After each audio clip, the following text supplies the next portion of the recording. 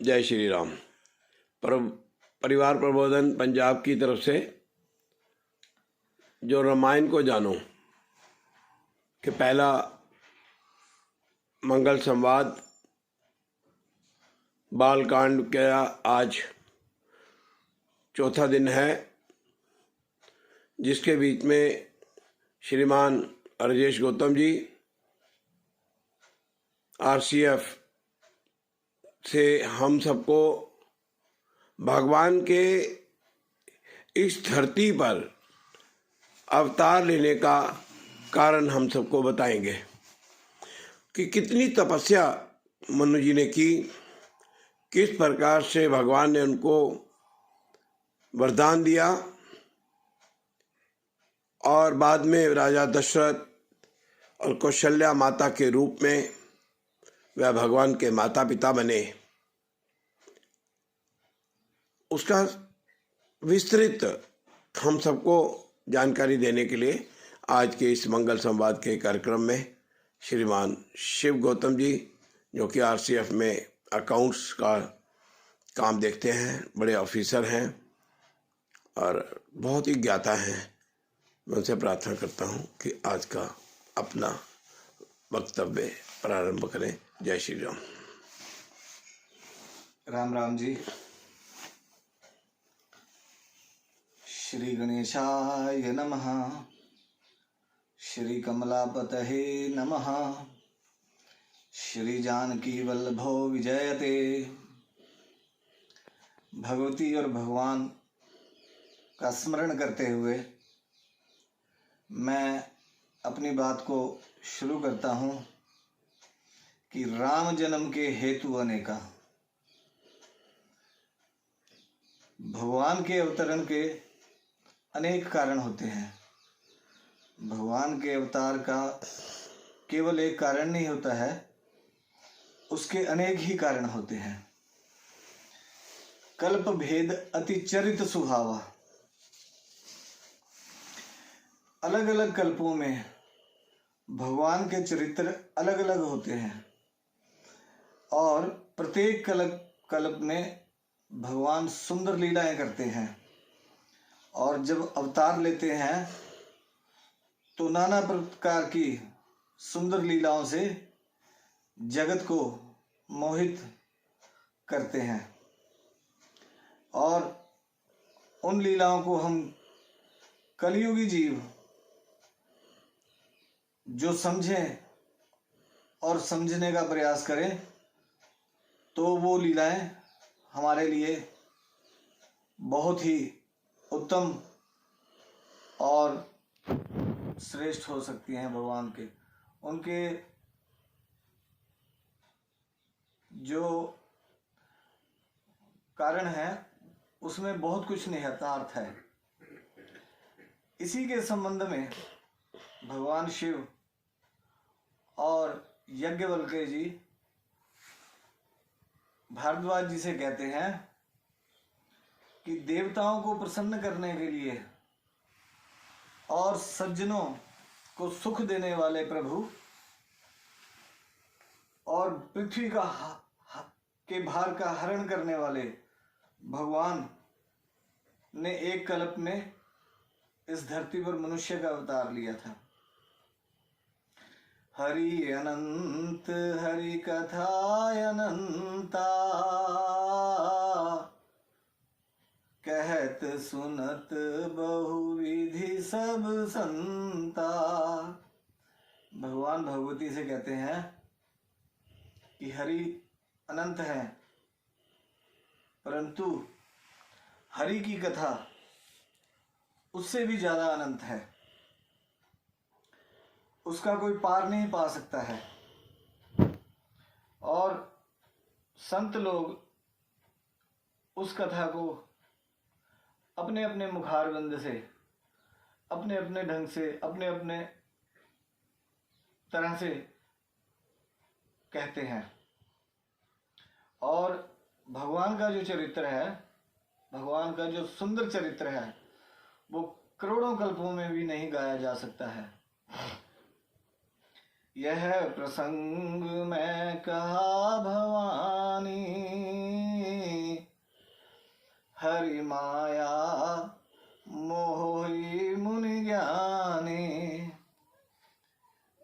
शिव कहते हैं कि ज्ञानी मुनि भी भगवान की कथा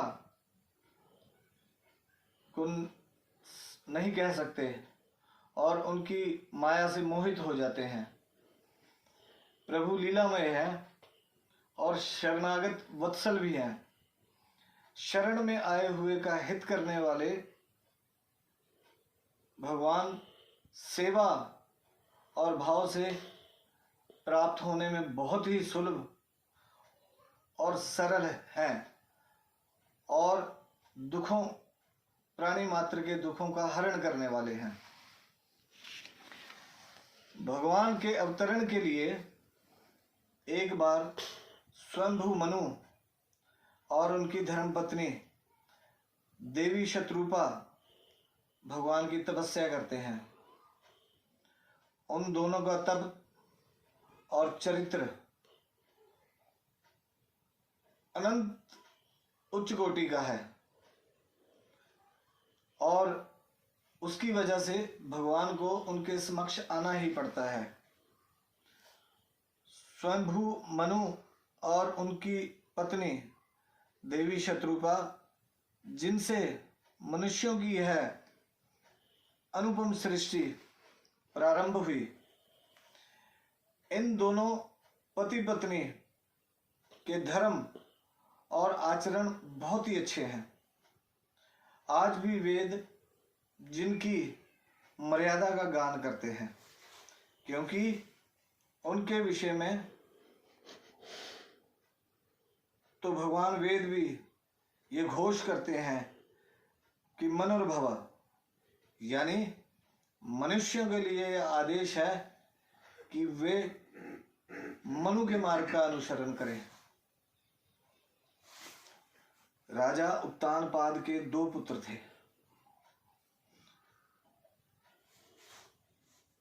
राजा उत्तानपाद मनु महाराज के पुत्र थे, जिनके पुत्र हरिभक्त ध्रुव जी भी हुए हैं।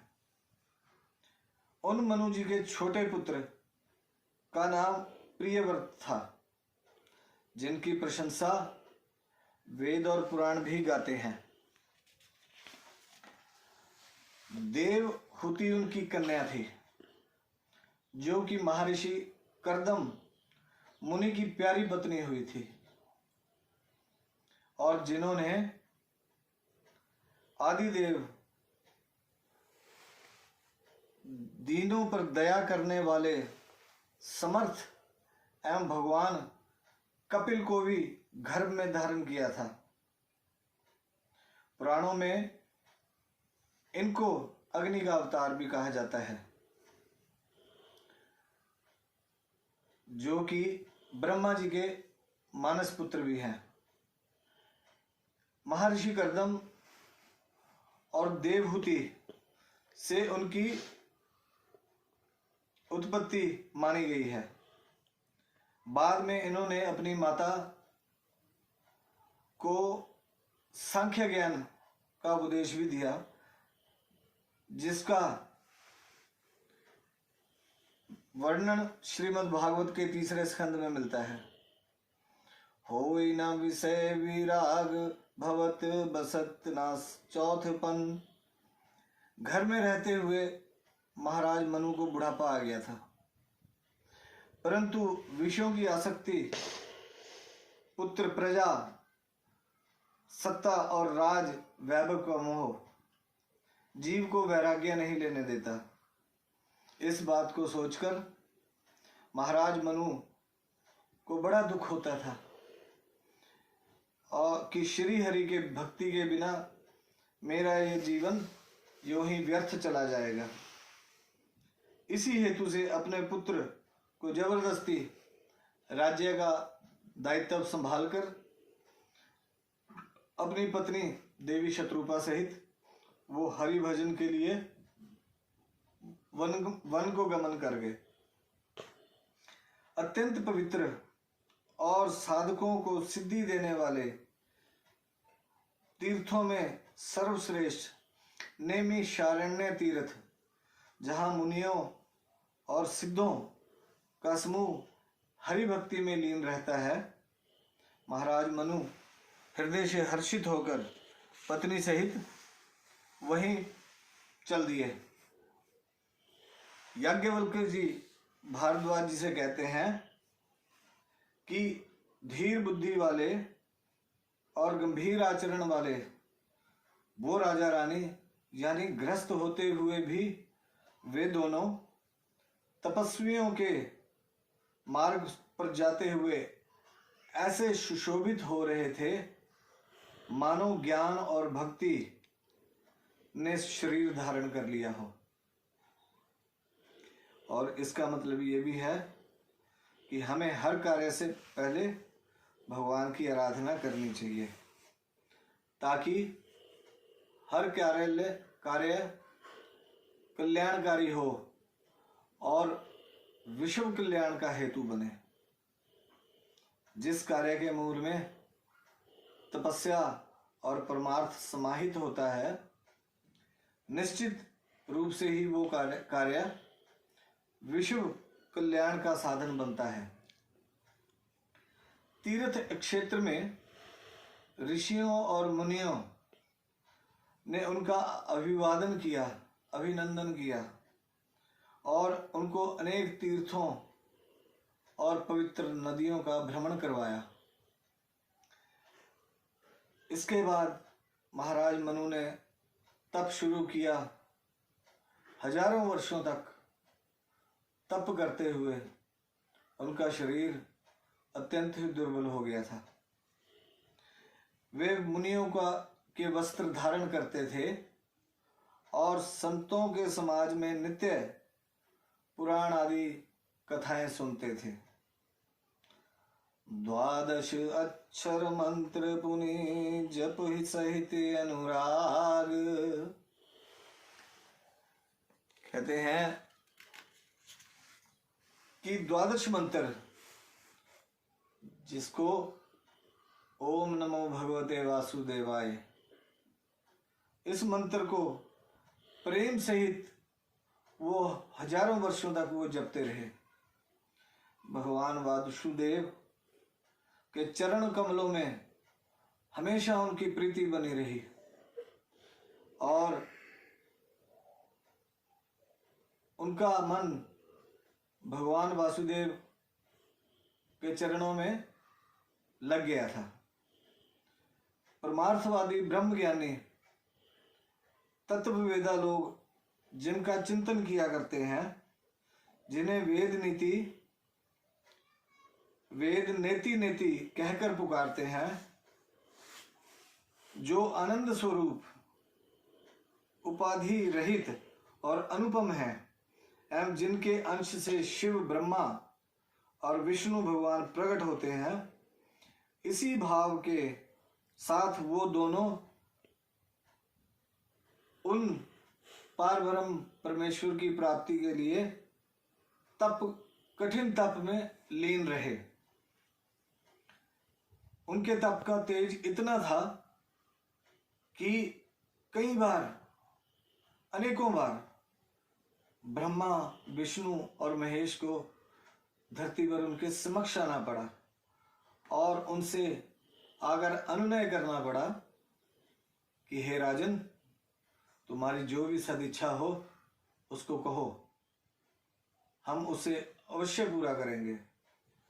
परंतु महाराज मनु हर बार मुस्कुराकर और विनम्रता से हाथ जोड़कर प्रणाम करते और धैर्यवान राजा और रानी अपने तप में लगे रहे।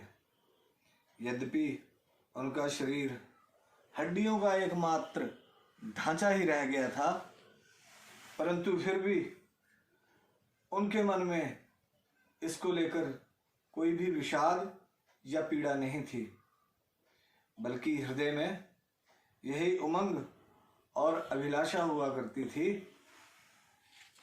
कि हम कैसे उन प्रभु को अपनी आंखों से देखेंगे, जो कि निर्गुण है, अखंड है, अनंत है, अनादि हैं, निराकार हैं। हजारों वर्षों तक कठिन तप करने के बाद, उस सिद्धि के बाद प्रसन्न होकर अपने प्रति उनका अथाह प्रेम और समर्पण देखकर सर्वज्ञ सर्वशक्तिमान प्रभु ने अनन्य भक्ति और प्रीति भाव से आश्रय और शरणागत होने वाले तपस्वी राजा और रानी को अपना निज दास जानकर गंभीर और कृपा रूपी अमृत से सनी हुई आकाशवाणी की कि वर मांगो। वो आकाशवाणी ऐसी थी जो किसी मुर्दे में भी जान डाल सकती थी। मुर्दे को जीवित कर देने वाली ये आकाशवाणी को सुनकर वाणी कानों के छेदों से जब उनके हृदय तक आई, उन दोनों के हृदय तक आई, तो तपस्वी राजा और रानी का जीर्ण शीर्ण शरीर, जो हड्डियों का एक ढांचा बन गया था, वो ऐसा बन गया उस आकाशवाणी को सुनने के बाद, मानो वो अभी से राजा और रानी घर से आए हों। कानों में अमृत के समान लगने वाले प्रभु के ऐसे मीठे वचन सुनकर मनु जी और देवी शत्रुपा दंडवत करके भगवान को बोले, हे प्रभु, हमारा मन प्रफुल्लित हो गया है। सुनिए प्रभु, आप सेवकों के लिए कल्प वृक्ष और कामधेनु हैं। आपके चरण रज की ब्रह्मा, विष्णु और भगवान शिव भी वंदना करते हैं। आप सेवा करने में सुलभ हैं तथा सब सुखों को देने वाले हैं। आप शरणागत हैं और जड़ चेतन के स्वामी भी हैं और अनाथों के नाथ, दीनों का कल्याण करने वाले परब्रह्म परमेश्वर, यदि हम लोगों पर आपका स्नेह है तो प्रसन्न होकर यह वर दीजिए कि आपका जो यह रूप शिव जी के मन में बसता है, यानी भगवान आपके जिस रूप को भगवान शिव आपके जिस रूप को अपने मन में धारण करते हैं और जिसकी प्राप्ति के लिए मुनि ऋषि आदि यत्न करते हैं, राजा रानी के ऐसे कोमल वचनों को सुनकर त्रिनयन युक्त अनुराग और प्रेम रस से भरे हुए वचन सुनकर भगवान भक्त वत्सल भगवान कृपा निधान दीनबंधु दीनानाथ संपूर्ण विश्व के व्यापक सर्वशक्तिमान समर्थ भगवान प्रकट हुए। श्याम वर्ण उन भगवान के नीले कमल, नीलमणि और नीले जल युक्त मेघ के समान कोमल प्रकाशमय और चिन्मय शरीर की शोभा के सामने करोड़ों कामदेव भी लज्जित हो रहे थे। सरद मयंक बदन छवि सीबा, चारु कपोल चिंबुकुदर ग्रीवा।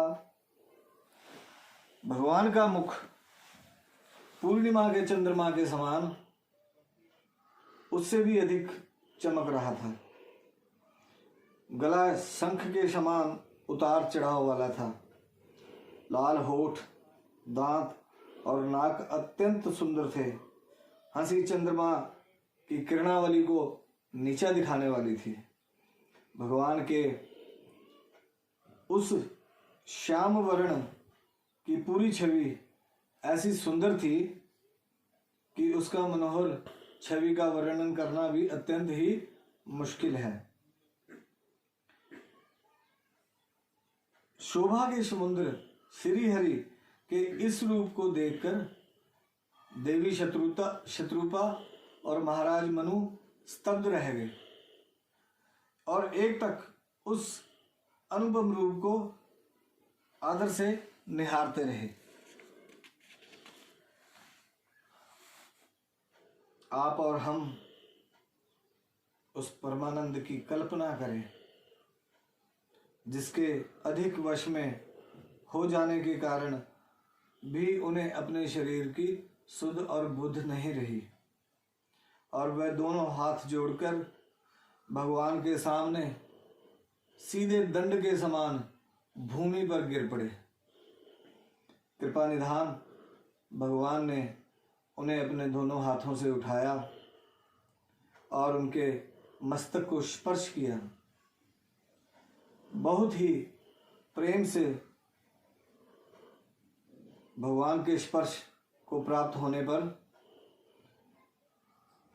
भगवान के ये कहने पर, कृपा निधान भगवान के ये कहने पर कि मुझे अत्यंत प्रसन्न जानकर जो तुम्हारे मन को भाए तुम वही वर मुझसे मांग लो, मैं तुम्हारी हर सदिच्छा को पूरा करूंगा।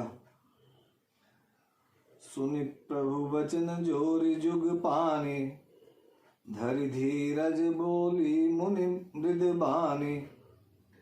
भगवान दीनानाथ के ऐसे मधुर वचन सुनकर उन दोनों पति पत्नी ने हाथ जोड़कर और धीरज धरकर अपनी कोमल वाणी में भगवान के से विनम्र और कातर भाव में निवेदन किया कि हे नाथ, आपके चरण कमलों और आपको देखकर अब हमारी सारी मनोकामनाएं पूरी हो गई हैं। आपके श्री चरणों की प्रीति ही मेरे तप का प्रतिफल है। एक लाल सा बही और माई, सुमन अगम कही जाति सुनाही। परंतु फिर भी मन में एक बहुत बड़ी लालसा है, उसका पूरा होना सहज भी है और अत्यंत कठिन भी है। इसी भय से मुझसे कहते हुए नहीं बनता है, क्योंकि हे नाथ, आपके लिए उसको पूरा करना बहुत ही सहज है, परंतु मुझे अपनी दीनता के कारण वह कार्य अत्यंत कठिन मालूम होता है।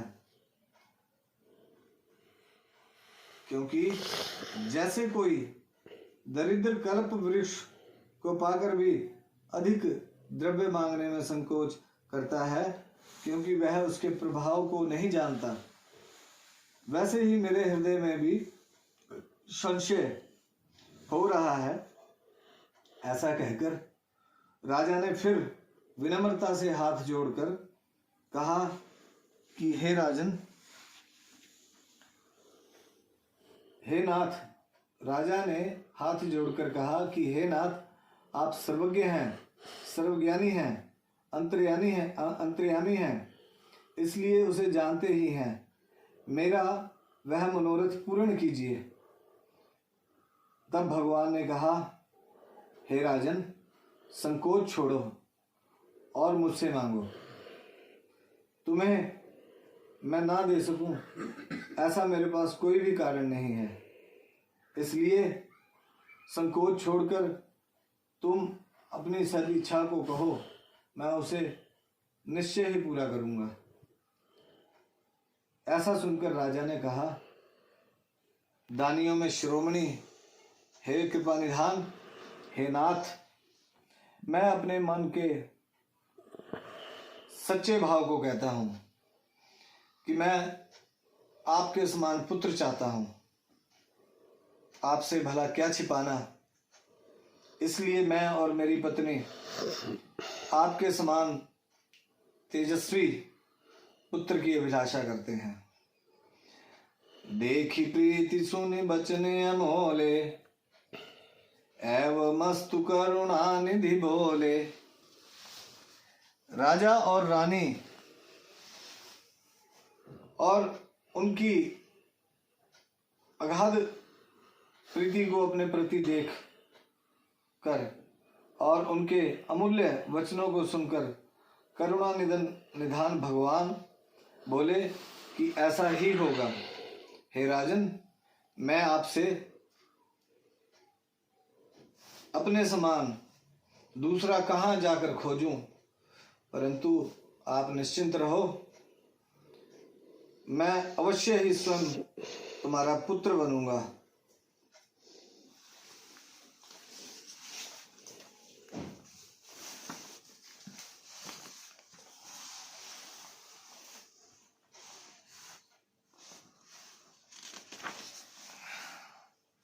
सतरूपी बिलो की कर जोरे, देवी माग बलु जो रुचि तोरे।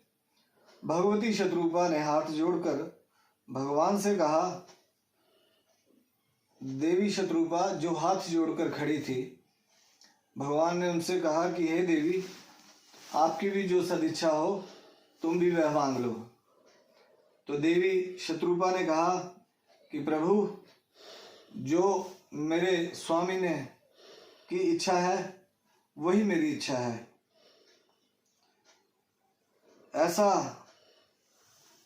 कहकर प्रभु ने कहा कि ऐसा ही होगा। उसके बाद कोमल, गूढ़ और मनोहर श्रेष्ठ वाक्य रचना सुनकर कृपा के समुद्र भगवान कोमल वचन में भी बोले, तुम्हारे मन में क्या इच्छा है, क्या वह सब मैंने तुमको दिया, इसमें कोई संदेह न समझना। हे माता, मेरी कृपा से तुम्हारा अलौकिक ज्ञान कभी नष्ट नहीं होगा। तब मनु ने भगवान के चरणों में वंदना करके कहा, हे प्रभु, एक मेरी विनती आपसे और है। आपके चरणों में मेरी भी वैसी ही प्रीति रहे जैसी पुत्र के लिए एक पिता की होती है। चाहे मुझे कोई मूर्ख ही क्यों ना कहे। जैसे मणि के बिना सांप और जल के बिना मछली नहीं रह सकती है, वैसे ही यह मेरा जीवन सदा सर्वदा आपके अधीन रहे। ऐसा वर मांगकर जब राजा भगवान के चरण पकड़ते हैं, तब दया के निधान भगवान, ऐसा ही होगा। अब तुम मेरी आज्ञा को मानकर देवराज इंद्र की राजधानी अमरावती में जाकर वास करो। इस प्रकार बहुत से भोग भोग कर उस नगर में बहुत समय तक काल बीत जाने पर तुम वहां के अवध के राजा होगे और फिर मैं तुम्हारा पुत्र होऊंगा। इच्छा निर्मित मनुष्य सजकर मैं तुम्हारे घर प्रकट होऊंगा। हे तात, मैं अपने अंशों सहित देह धारण करके भक्तों को सुख देने वाले चरित्र करूंगा। जिन चरित्रों को बड़े भाग्यशाली मनुष्य आदर सहित सुनकर ममता और भाव के साथ भवसागर में तर जाएंगे। आदिशक्ति, वह मेरी शक्ति स्वरूप भूता, माया भी जिसने जगत को उत्पन्न किया है, वह भी अवतार लेंगी। इस प्रकार मैं तुम्हारी अभिलाषा पूरी करूंगा। मेरा प्रण सत्य है, सत्य है और सदा सर्वदा सत्य है, ऐसा कहकर कृपा निधान भगवान अंतर्ध्यान हो गए। वह स्त्री पुरुष यानी महाराज मनु और देवी शत्रुपा भक्तों पर कृपा करने वाले भगवान को हृदय में धारण किए हुए कुछ काल तक उस आश्रम में रहे। फिर उन्होंने समय पाकर सहज ही बिना किसी कष्ट के अपने शरीर को छोड़कर इंद्र की राजधानी अमरावती में वास किया। यज्ञवल्क्य जी कहते हैं कि हे भारद्वाज, इस अत्यंत पवित्र इतिहास को शिव जी ने भगवती पार्वती से कहा था। अब श्री राम के अवतार लेने का दूसरा कारण सुनो।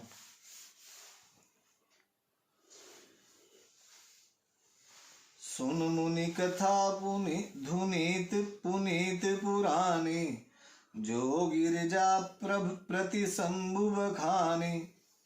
हे मुनि, वह पवित्र और प्राचीन कथा है जो भगवान शिव ने भगवती पार्वती से कही थी। संसार में प्रसिद्ध एक कैकेय देश है। वहां सत्यकेतु नाम का राजा एक राज्य करता था। वह धर्म की धुरी को धारण करने वाला, नीति की खान, तेजस्वी, प्रतापी, सुशील और बलवान था। उसके 2 वीर पुत्र हुए थे जो सब गुणों से भरपूर और बहुत ही रणधीर थे। राजा का उत्तराधिकारी जो बड़ा लड़का था, उसका नाम प्रताप भानु था। उसके पुत्र का नाम अरिमर्दन था, जिसकी भुजाओं में अपार बल था और जो युद्ध में पर्वत के समान अटल रहता था। भाई भाई में बड़ा मेल और सब प्रकार के दोषों और छलों से रहित प्रीति थी। राजा ने बड़े पुत्र को राज्य दे दिया और खुद भगवत प्राप्ति के लिए वन को चले गए।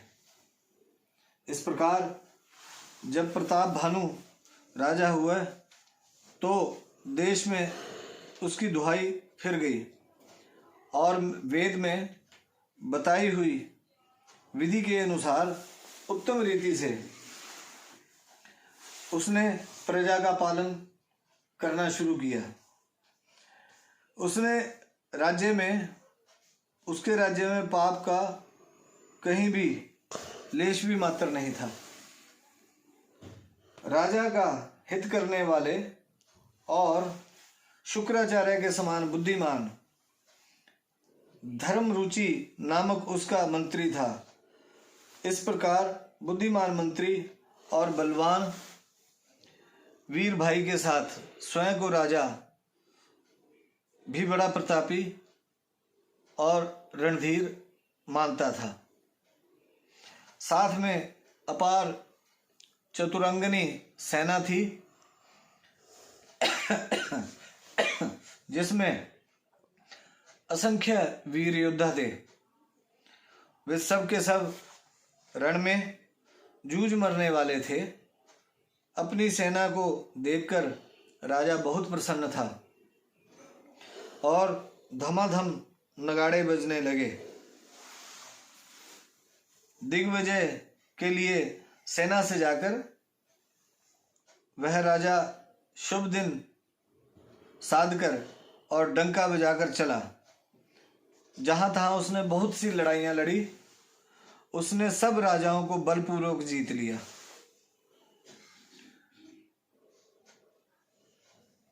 इसमें यह आता है कि ज्यादा से ज्यादा इच्छा और लालची और कपटी मित्रों का संग और अपनी अभिलाषा, अपने दंभ में रहने के कारण कई बारी अपन इंसान को अपयश की भी प्राप्ति होती है। यही इनके साथ हुआ। संसार को अपनी भुजाओं के बल से जीतने वाले राजा प्रताप भानु बहुत ही भूमि और संपदा का मालिक था। इस प्रकार दुखों से रहित था और बहुत ही सुखी था, और सभी स्त्री पुरुष उसके नगर में सुंदर और धर्मात्मा थे। धर्म रुचि मंत्री हरि के चरणों में प्रेम था। वह राजा के हित के लिए सदा उसको नीति सिखाया करता था। राजा गुरु देवता संत पितर और ब्राह्मण इन सब की सदा सेवा किया करता था।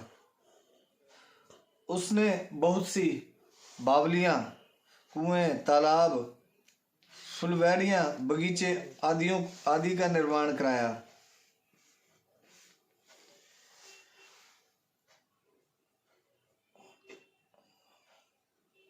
और एक बार राजा वन में शिकार के लिए निकले तो हृदय में किसी फल की कामना नहीं थी। राजा बड़ा ही बुद्धिमान और ज्ञानी था। वह ज्ञानी राजा कर्म और मन की वाणी से कुछ धर्म भी करता था। सब भगवान वासुदेव को अर्पित करता था। चलो, इस प्रकार जैसा कि मैंने पहले निवेदन किया कि हमको हर कार्य में करने से पहले भगवान की तपस्या, भगवान की आराधना अवश्य ही करनी चाहिए, ताकि हर कार्य कल्याणकारी हो। जिस कार्य के मूल में तपस्या होती है वही परमार्थ और विश्व के कल्याण के लिए होता है। निश्चित रूप से जो कार्य विश्व कल्याण के लिए का साधन भी बनता है। मतलब ये कि जब सृष्टि की रचना से पहले परमपिता ब्रह्मा जी को भी हजारों वर्षों तक तप करना पड़ा था, तो हम कलयुगी मनुष्यों की तो बिसात ही क्या है। तप के फलस्वरूप ही जन्मांतर में भगवान मनु और देवी शत्रुपा महाराज दशरथ और महारानी कौशल्या बने, और भगवान राम का उनके यहाँ अवतरण हुआ। इस अवतार का दूसरा हेतु राजा प्रताप भानु भी हैं, जो पूर्ण रूप से धार्मिक धर्मनिष्ठ थे, परंतु अकंटक राज और प्रतिष्ठा की चाह व्यक्ति को किस स्थिति तक ले जाती है। अपनी भुजाओं के बल पर सातों द्वीपों भूखंडों को वश में कर लेने वाला राजा और राजाओं से दंड लेकर उन्हें छोड़ देने वाला राजा समस्त पृथ्वी मंडल पर उस समय एकमात्र चक्रवर्ती सम्राट था।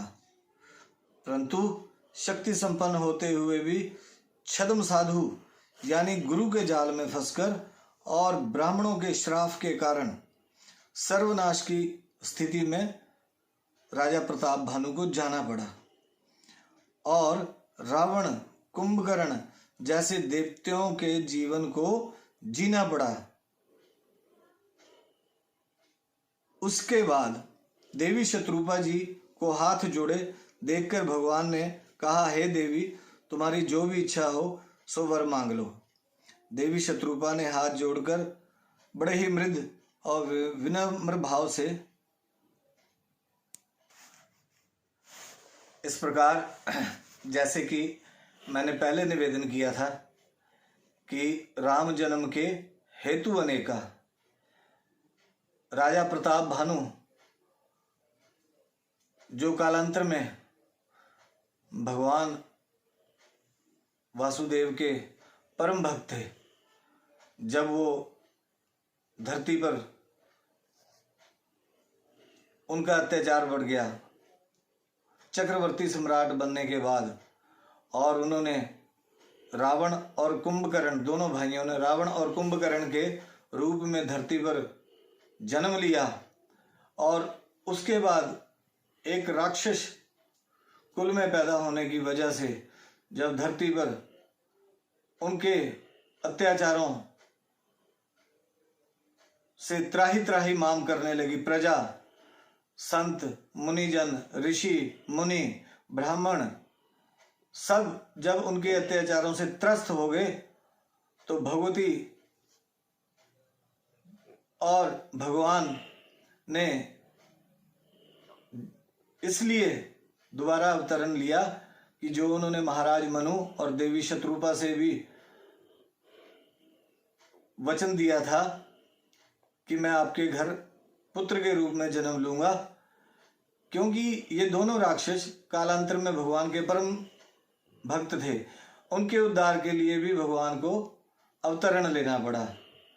इस प्रकार भगवान के अवतरण के अनेक कारण होते हैं, अनेक, और उसमें अवतरण के बाद भगवान उन्हीं कारणों की वजह से भिन्न भिन्न प्रकार की लीलाएं भी करते हैं।